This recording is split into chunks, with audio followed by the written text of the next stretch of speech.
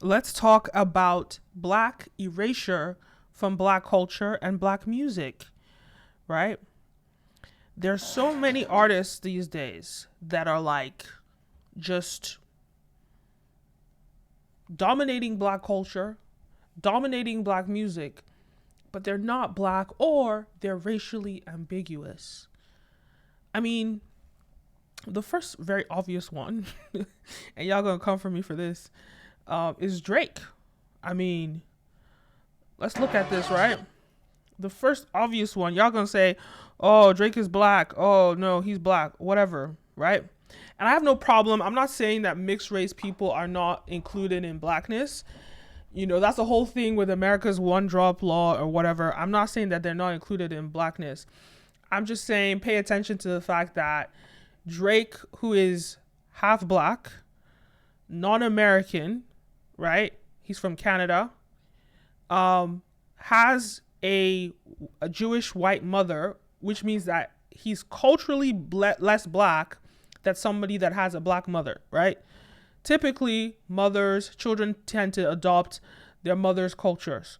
So he's predominantly probably more Jewish, but integrated himself into the black community for cool points. But foundationally, does he really champion blackness? And so with Drake, it's interesting to me. He's the biggest rapper in the game, and his reign is unprecedented, right? He is the biggest rapper in the game, and he's able to be acceptable in the black community as a leader of hip hop, yet he's not. I would even argue that he's not culturally black. I would argue that. I know some people will say he is, but I think he's an actor, and I'd argue that Drake is not culturally black. But that's not it. There's also J. Cole. J. Cole, I love J. Cole, but isn't he also mixed race also?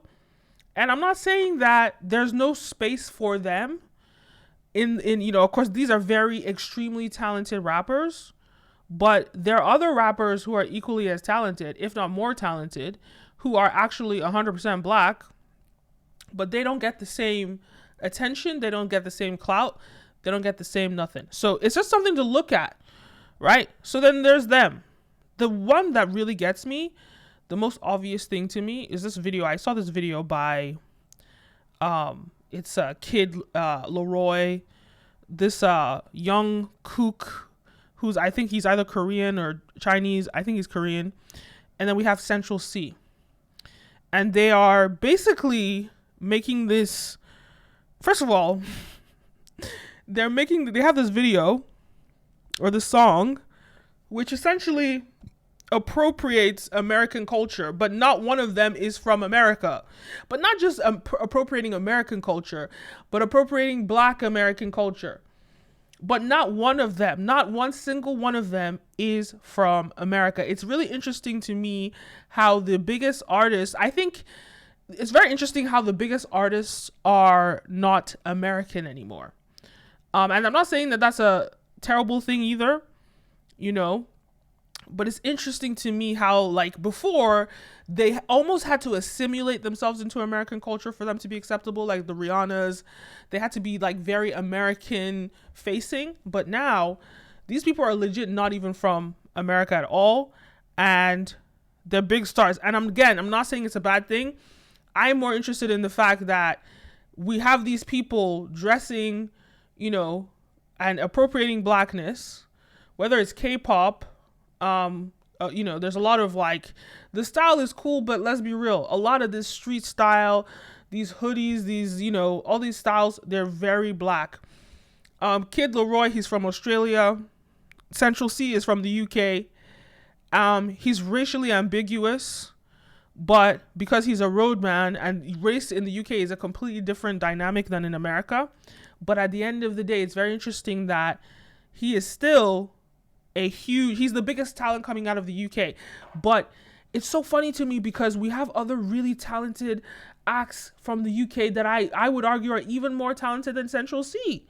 Stormzy, Dave, Skepta, all these people, I would argue they're way more talented than Central C. But why is it that he's the one that really got to cross over? We just have to ask the question. It's just asking the question. If you ask me, Stormzy is probably the best freaking rapper to come out of the UK, like ever. And I know old school, like So Solid, old school garage. Stormzy is it. Dark skin, melanin, chocolate. Ooh, 6 something. He looks like he's 6'7", muscular. But this is who they chose to be the representative of UK rap, and not just to be a representative, to go mega mainstream. So yes, colorism is an issue. Colorism is an issue to the effect that they lean more to the racially ambiguous, whereby it in a way erases blackness from black culture and black music. And I know a lot of people are going to comment in the comment section, what are you talking about? You're talking nonsense, blah blah blah. In the UK we don't care about race like that. A lot of ignorant people that don't even know the history of racism in the UK and don't even understand the institutional racism in the UK that is very hidden. Grew up in the UK, and I know my history, so y'all need to look into this a little bit more. But this is really a conversation I want to talk about. This sort of erasure. There's more. There's what's her name? What's the girl? What's Ice Spice? Who literally people say doesn't have any talent. I don't know if she has talent or not. I'm not gonna comment on that. But the way she blew up so fast, and I'm like, where's the talent? The way even and I like what's her name again? What's that pretty one? Very beautiful girl. Why can't I remember her name? The other one. Female rapper. What's her name? I can't believe I forgot her name.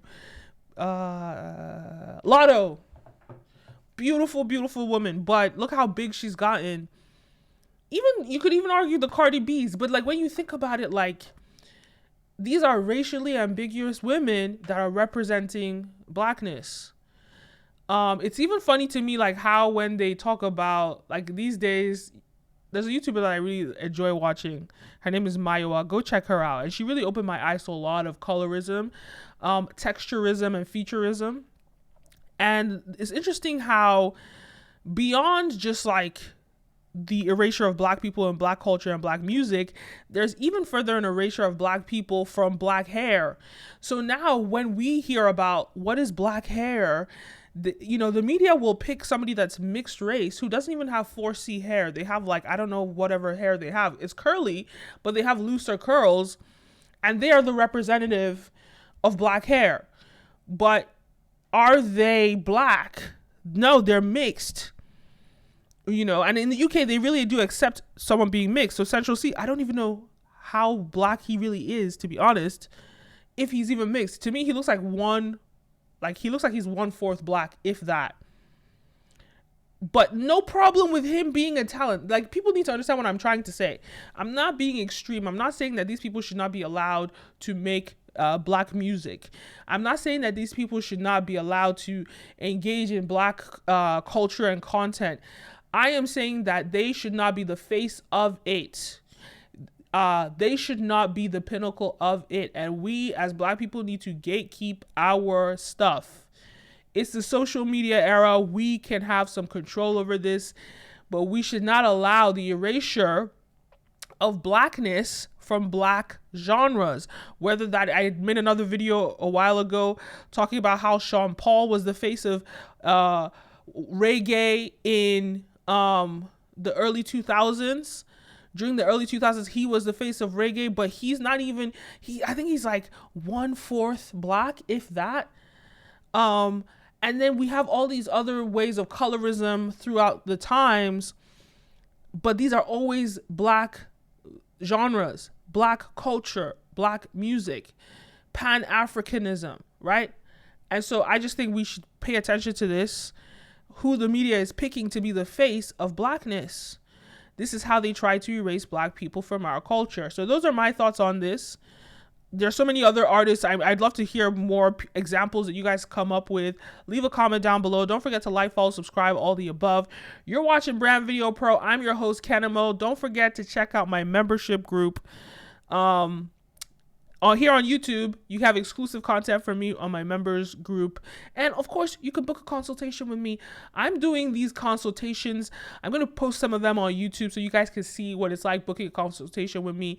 I talk about different things. I can walk you through building your YouTube channel, building a podcast, branding, the music business, entertainment business in general, financial literacy, all of that. So click the link down below and you will be able to book a consultation with me, one-on-one with me.